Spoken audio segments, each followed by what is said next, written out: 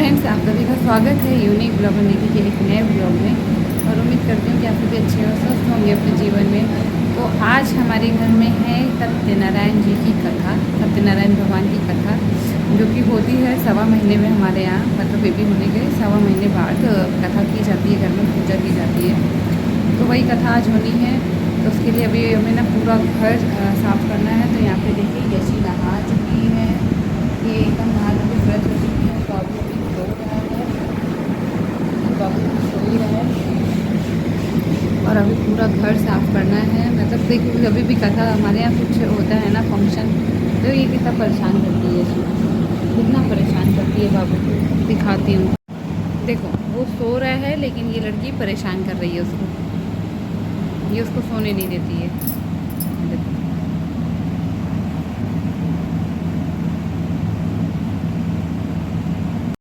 ये हमेशा ऐसे ही करती है, जब भी वो सो रहा होता है तो ये लड़की उसको परेशान करती रहती है।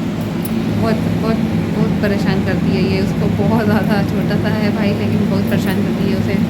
तो अभी घर का पूरा साफ़ सफाई होना है, मतलब झाड़ू पोछा होना है पूरे घर में, प्लस थोड़ा सा डस्टिंग भी करनी है आज ही। तो डस्टिंग होनी है पूरा नीचे से ऊपर तक, और झाड़ू पोछा होना है, और उसके बाद फिर पूजा की तैयारी होनी है। तो फ्रेंड्स, आप लोग पूरा ब्लॉग में बने रहिएगा, एंड तक बने रहिएगा और देखिएगा कि कैसे कैसे क्या क्या चीज़ें हमने की, क्योंकि दो बच्चों के साथ बहुत मुश्किल हो जाता है मैनेज कर पाना, बट करना तो है ही। तो चलिए स्टार्ट करते हैं आज का ब्लॉग। और प्लीज़ ब्लॉग स्टार्ट करने से पहले आप लोगों से एक हम्बल रिक्वेस्ट है फ्रेंड्स, कि आप लोगों ने अगर अभी तक चैनल को सब्सक्राइब नहीं किया है तो जल्दी से चैनल को सब्सक्राइब कर लीजिए, वीडियोस को लाइक कर दीजिएगा अगर पसंद आए वीडियो मेरा।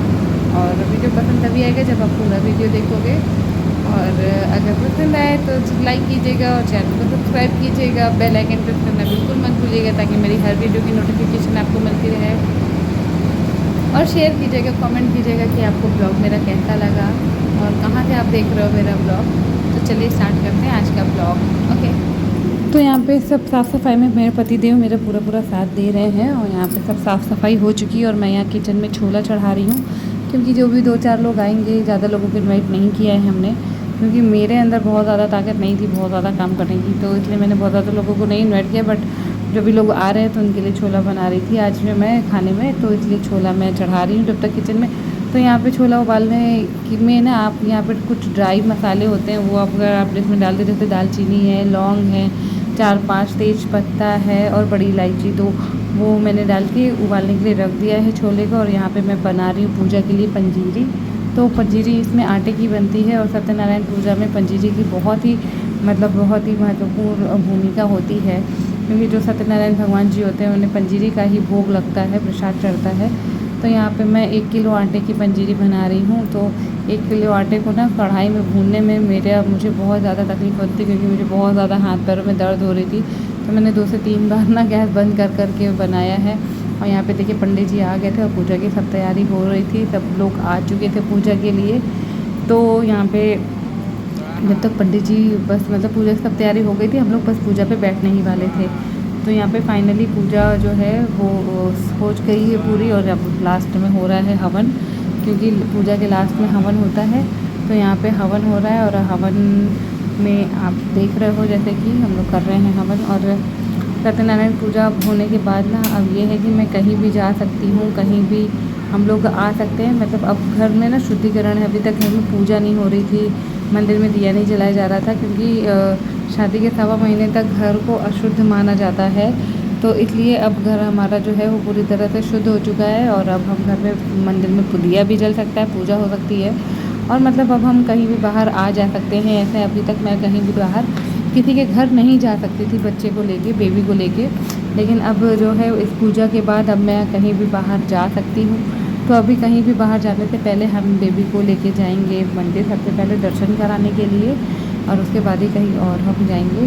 तो यहाँ पे जो पूजा थी, सब क्या था, यहाँ पे धुआं लग रहा था, तो इस वजह से सब लोग भाग गए थे उठ के, लेकिन हम दोनों ही लोग बैठे थे। और यहाँ पे बच्चों को इतना धुआं नहीं लग रहा था जितना कि बड़े परेशान थे धुएँ से। तो यहाँ पे यशी भी देखिए घूम रही है, और फिर यहाँ पे हम सब ने बारी से एक एक करके सब लोगों ने हवन किया साथ में। और हवन करने के बाद मैं बहुत ज़्यादा रील शूट नहीं कर पाई क्योंकि बहुत ज़्यादा ही समय क्या, क्योंकि सब कुछ मुझे अकेले ही करना था, सारे मेहमानों को अकेले देखना था और उस वजह से मैं शूट नहीं कर पाई बहुत ज़्यादा चीज़ें। तो पूजा हो गई, पूजा होने के बाद फिर सब लोगों ने खाना खाया। खाना खाने के बाद फिर सब लोग अपने अपने घर गए, मतलब पहले चाय बनाई गई, चाय पानी हुआ सब लोगों ने।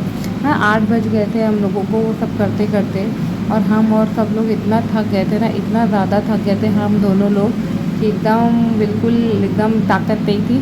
तो बस किसी तरह से मैंने छोला और पूड़ी बनाया था खाने में, रायता बनाया था और साथ में खीर बनाई थी, और यही सब खाना सबको बनाया, सबको खिलाया। और उसके बाद रात के 9 बज गए थे, सब लोग गए थे सबको जाते जाते, तो सब लोग चले गए थे यहाँ से, रात में 9 बज गए थे जाते जाते। तो उसके बाद ही हम लोग फ्री हुए थे, फिर हम लोगों ने भी खाना खाया, और खाना खाने के बाद उसके बाद ही फिर हम लोग भी मतलब थक गए थे, तो बहुत ज़्यादा ही एकदम इतना थकान लग रही थी कि भूख भी नहीं लग रही थी किसी को। बस ये हो रहा था कि बस किसी तरह सब लोग जाएं और बस सो जाओ। लेकिन फिर भी सबके जाने के बाद हम लोगों ने थोड़ा बहुत समेटा इधर उधर, जब तक मैं सबको खाना खिला रही थी सब लोगों को किचन में, तब तक मैंने कहा कि चलो आप ना थोड़ा थोड़ा सा समेटते रहो।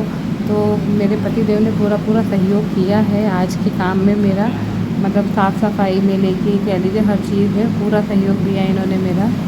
तो इस तरीके से पूरा सहयोग होते हुआ तभी ये काम सफल हो पाया, और काम पूजा हो गई अच्छे से हो गई, जो कि अच्छे से होना बहुत ज़रूरी था, मतलब कि कोई बिना विघ्न के सब चीज़ें अच्छे से निपट गई। तो यहाँ पे हम लोगों ने यशी से भी हवन कराया, और सब लोगों ने धीरे धीरे एक एक करके आके हवन करा, क्योंकि गर्मी इतनी हो रही थी ना, पंखा चल नहीं रहा था और इतनी ज़्यादा गर्मी हो रही थी, जिसकी वजह से देखिए हवन की कितनी ज़्यादा अग्नि एकदम तेज़ थी, तो उसकी वजह से गर्मी से भी सब परेशान थे और धुएँ से भी सब परेशान थे। तो सब लोग एक एक करके आके धीरे धीरे सब ने बाद में हवन किया। तो फ्रेंड्स आप लोगों को कैसा लगा मेरा ब्लॉग, प्लीज़ ज़रूर मुझे कमेंट करके बताइएगा। और जिन लोगों ने मेरा पूरा कमेंट्स किया देखा है, पूरा ब्लॉग देखा है एंड तक, उनको बहुत बहुत शुक्रिया। आप लोग ऐसे ही मुझे प्यार देते रहिए, सपोर्ट करते रहिए। और यहाँ पे ऐसा हुआ ना कि यशी के पापा ना बहुत ज़्यादा हवन सामग्री डाल रहे थे, तो मैं बोल रही थी कि थोड़ा थोड़ा डालो, सबके लिए बचा दो। तो इसी बात पर वो हंस रहे